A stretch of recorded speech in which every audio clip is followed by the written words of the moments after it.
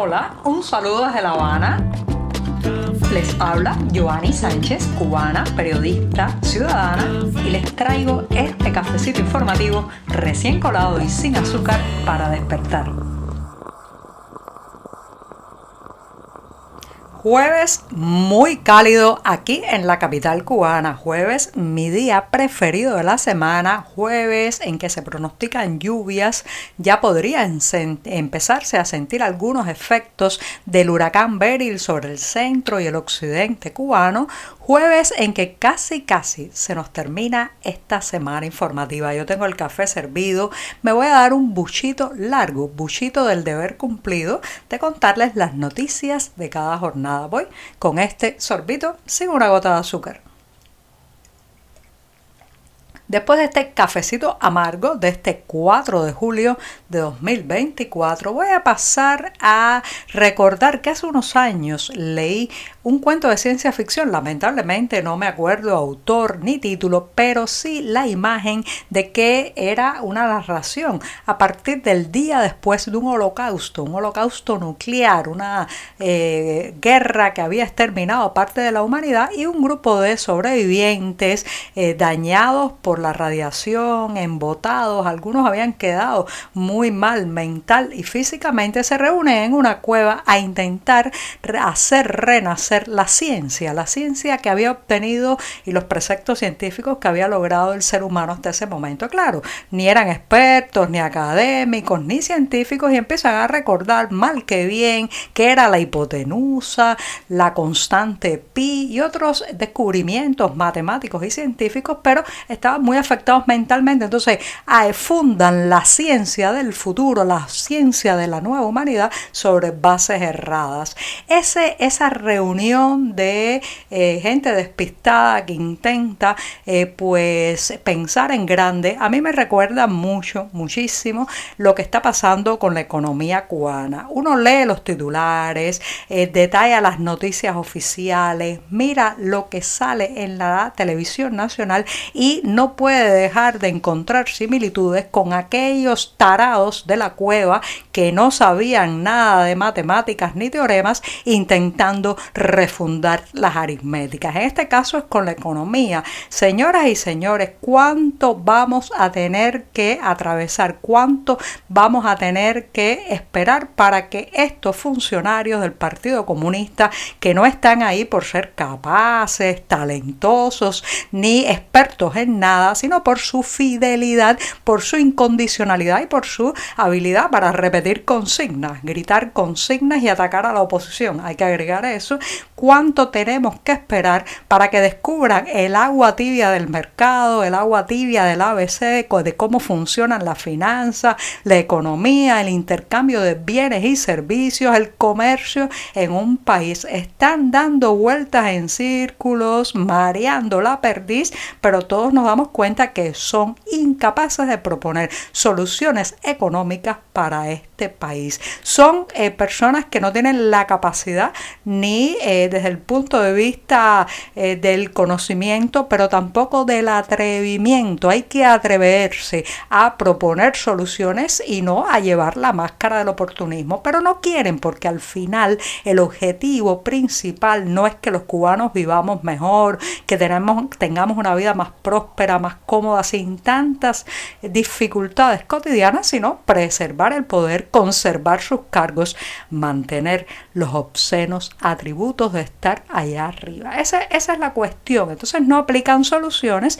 y vemos todos los días una chapuza nueva, desde el intento de precios topados, decisiones arbitrarias. Ahora hay un rescatar la empresa estatal. Por un lado se hace el discurso de las micro, pequeñas y medianas empresas, pero por otro lado, tras bambalinas, en reuniones que están sucediendo por estos días en entidades oficiales, se está subrayando el discurso que es la empresa estatal, el entramado estatal, el que tiene que primar y protagonizar la economía cubana.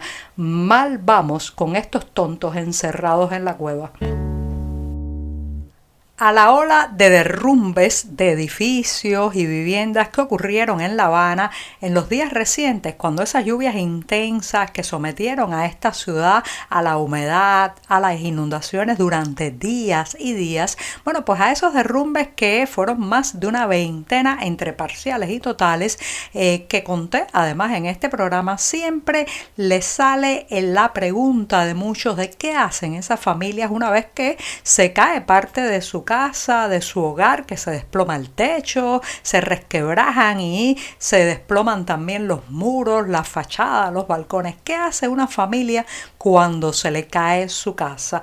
Bueno, pues la respuesta podría encontrarse en lo que ha pasado con los vecinos del emblemático edificio Manzanares, esto es en la céntrica esquina de la calle Carlos III y San Francisco, pocos metros de Infanta. Carlos III e Infanta es la referencia, una de las aurículas del corazón habanero, una especie también de vía muy comercial, una esquina muy comercial, y allí parte de ese edificio se desplomó, un edificio que por fuera parecía la maravilla, claro, con una pintura retocado, pero sin inversiones en el interior, sin mantenimiento, décadas y décadas de desidia. Bueno, pues desde que esa parte del edificio se desplomó interiormente, el pasado 23 de junio hay un grupo de vecinos que lo han perdido todo, que están a las afueras, no solamente para saber si podrán regresar a su hogar, cosa bastante difícil, sino especialmente para intentar recuperar y salvaguardar sus pertenencias. Están allí a ver si es posible retirar parte de los escombros y recuperar desde esa olla eléctrica donde cocinaban el arroz, el crucifijo de la abuela que cuelga en una pared, la billetera con el poco dinero que tenían que se quedó sobre una mesa. Esas pertenencias que saben están en peligro porque los ladrones, los llamados ninjas que entran de noche por las tuberías, por las azoteas, por las ventanas a cualquier lugar que esté mínimamente desprotegido, bueno, pues pueden haberse llevado ya parte de sus propiedades, porque ya saben muchos de ellos que hogar no tienen. Así que, ¿qué hacen los vecinos de un derrumbe? Aguardan afuera, esperan bajo el sol, bajo el sereno, hacen vigilancia, rondas, se turnan entre ellos para custodiar el despojo de lo que una vez fue su hogar e intentar recuperar lo poco que se salve del vandalismo y el robo. Las estadísticas, las cifras y los números pueden ser muy engañosos cuando de narrar una realidad se trata. Por ejemplo, hoy les traigo el caso de los últimos datos alrededor de los accidentes de tránsito en Cuba. Según un informe oficial recientemente difundido a través de la televisión nacional, pues han disminuido los siniestros de este tipo en este año con respecto al mismo periodo del año 2023, ¿sí? Según las autoridades vinculadas fundamentalmente a el órgano especializado en tránsito del Ministerio del Interior, pues ha caído en un 13% el número de accidentes que durante el primer semestre de este 2024 en comparación con el año anterior han ocurrido aquí en la isla. También cayó en un 23% el número de muertes y el de lesionados en un 5%. Cuando uno lo mira así de primera, lo que piensa es que alivio, hay más seguridad, más protección, quizás más autoconciencia por parte de conductores y transeúntes de los cuidados que hay que tener en la vía pública y en las carreteras. Sin embargo, lamentablemente este número puede estar reflejando también otro fenómeno, y es la caída en picada de la circulación de vehículos por Cuba, dado la falta de combustible, el deterioro del parque automotor y también la serie de medidas impulsadas desde el oficialismo para regular, por ejemplo, los precios que cobran los dueños de taxis colectivos y otro tipo de transportación de mercancía, lo que ha llevado en muchos casos a una especie de huelga de brazos caídos, donde estos choferes no salen a conducir porque no están de acuerdo con los precios topados, las tarifas y las supervisiones que se les imponen. De manera que este número, que parece halagüeño y positivo de una caída en el número de accidentes, lesionados y fallecidos por estos siniestros, en realidad puede estar escondiendo también la parálisis de un país, la muerte real de la transportación de un país.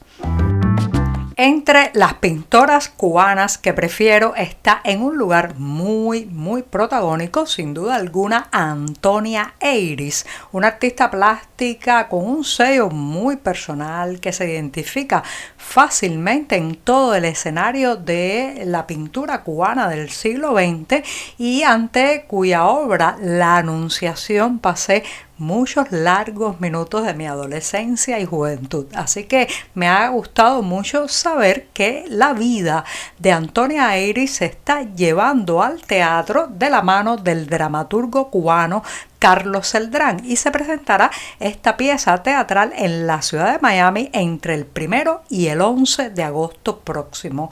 Se trata de una obra titulada Paper Maché y busca un homenaje a la vida y al trabajo de Antonia Eiris y también una recreación en sus piezas más conocidas, en sus piezas más llamativas. Les recuerdo que Eiris fue una mujer que se destacó fundamentalmente entre los años 50 y 60 del siglo pasado y bueno, pues recibió muchas críticas negativas lamentablemente por el tipo de arte, la manera en que pintaba. La acusaban incluso los comisarios artísticos de aquel tiempo. Le tocó además, imagínense, los inicios de los años 60 en una Cuba que cerraba filas oficialmente hacia la censura, las tijeras de lo políticamente correcto y también los intentos de introducir en el país esa mirada del realismo socialista a la que Antonia Eiris, claro está, se negó rotundamente. Sus obras por parte de estos funcionarios de la cultura eran catalogadas como pesimistas y derrotistas y bueno, pues la apartaron de la vida pública, de la vida también cultural. Ella misma se encerró en ese ostracismo del censurado o del estigmatizado, pero sus obras han superado a aquellos que dictaminaban que estaba bien o que no en el arte cubano de aquellos años. Así que ahora llega al teatro su vida, se presentará en Miami, los detalles del lugar,